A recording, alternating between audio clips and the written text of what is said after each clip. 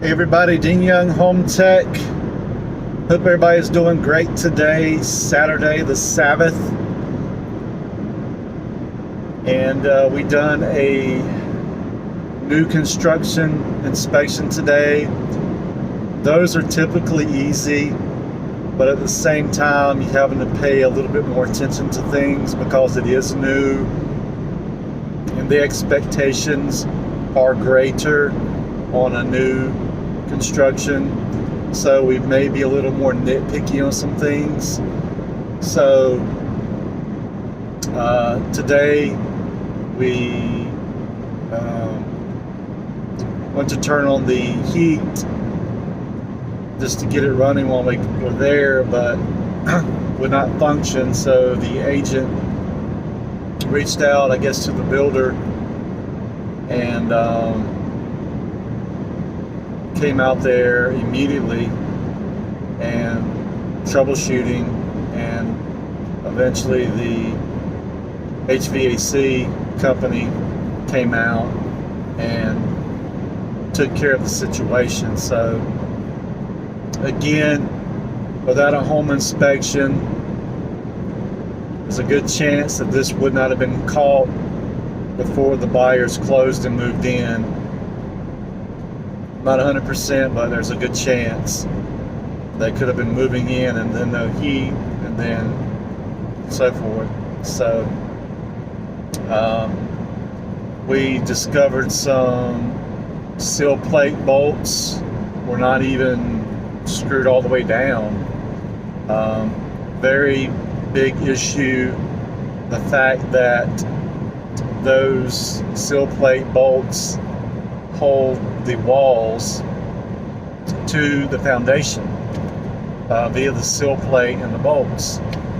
So like I said, there were some that were not even screwed down, and then there were some that were screwed down but were very loose.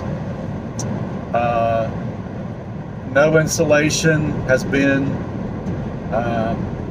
put in the attic or in the crawl, which I thought was very unusual.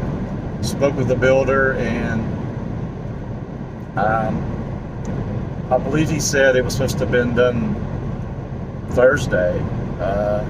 I'm not sure, but we did mention that as well before he even mentioned it to us. We discovered that there's a scuttle hole. Took my camera, and usually on new construction I shoot a lot of pictures around, and I just go through the pictures and just looking at everything,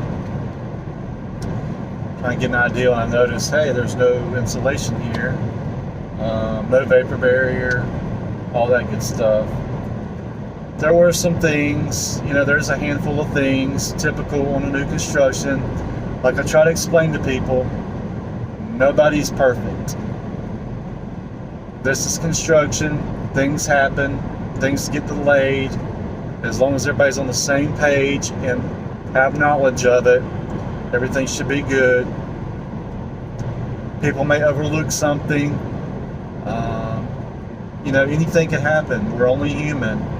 And I'm not there to step on toes and say people have done a poor job or a bad job or whatever, make them look bad. I'm not there to throw anybody under the bus. I'm there to provide my buyers with the condition of the home at the time and date of inspection, and bring anything that may be of concern to their attention, and then for them to do their due diligence through their agent to get the proper professionals out there to further evaluate and say, yes, this is a concern, or we didn't realize this, or yeah, he's right, or no, we're allowed to do this or that. This is a new thing that we can do, whatever. So again, I'm just a big component about people working together and not out bashing people.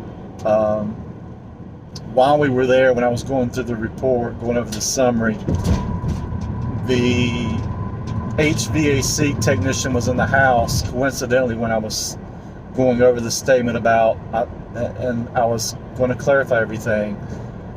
Told them that the heating system was not functioning, but that he's there working on that now. And then he said the heat's working, just like that. Didn't approach anybody in a positive or professional manner. The heat's working. Okay, and then I just continued to go into my summary.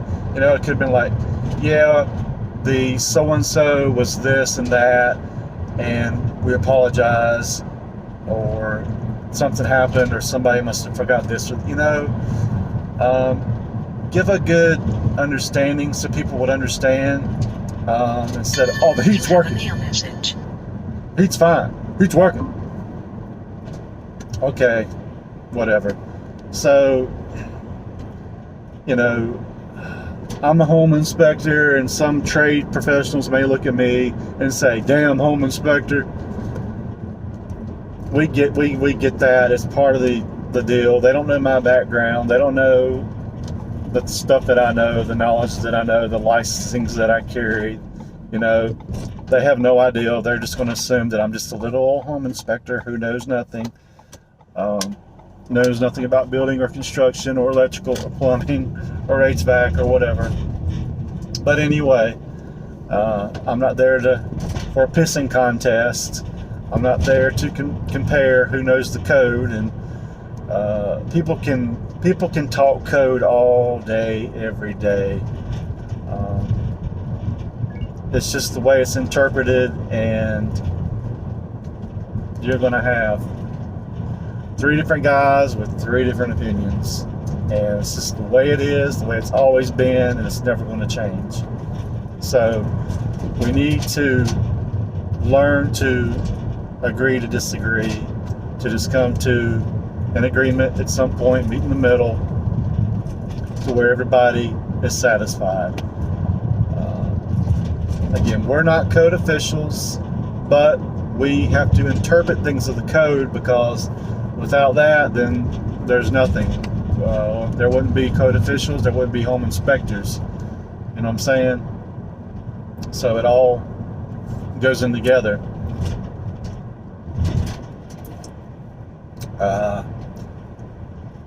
Then when I left there, had to shoot across Winston to pick up a radon, and it maxed out at about 20. I think it averaged 13 something. This is the one where the client wanted a second opinion. She had received a high test from the buyer and wanted to confirm it on her own, spend her own money, and got this pretty much the same results. And so this is a seller, and the seller is wanting me now to inspect her home and do a radon on a home that she's under contract. So we done a radon for her. We picked up a home inspection from her, and we're going to do another radon for her in her new home, in her potential new home in Winston. So very good.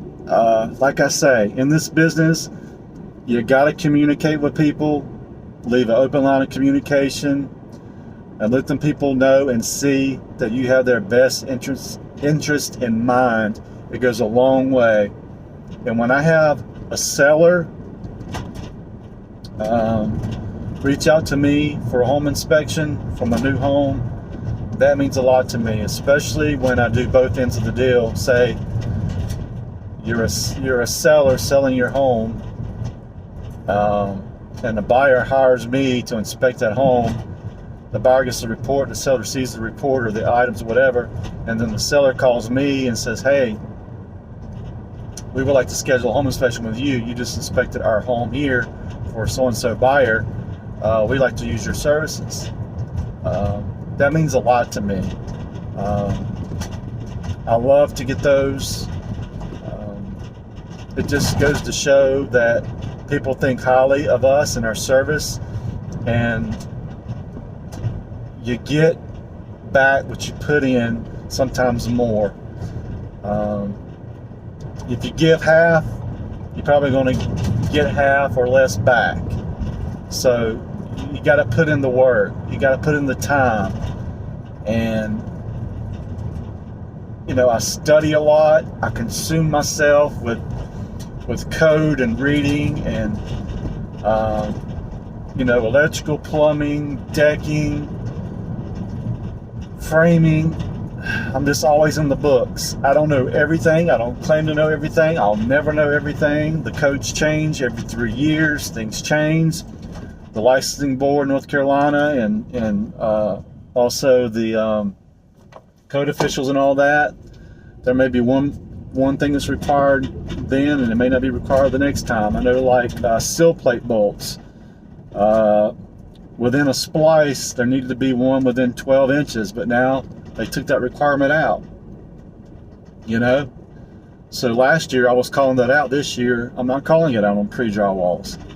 That's typically the most time you're going to see it. Well, I mean, under, you know, like new construction, you may see that as well, but you know, don't call it out anymore. So somebody may get a hold of an old code book prior to 2018 and say, yeah, it's required, it's right here, man. But no, look at the updated revision of it. That's why every 3 years things change. Something's added or something's taken out. Reason for the code is for safety. Safety, safety, safety, safety, safety. And a lot of people just, some just don't care. They don't get it. They don't understand. It's all about health and safety. That's what it all boils down to. So a lot of trade contractors may not think logically when a home inspector is inspecting a house, and some things that we may say or bring up or whatever.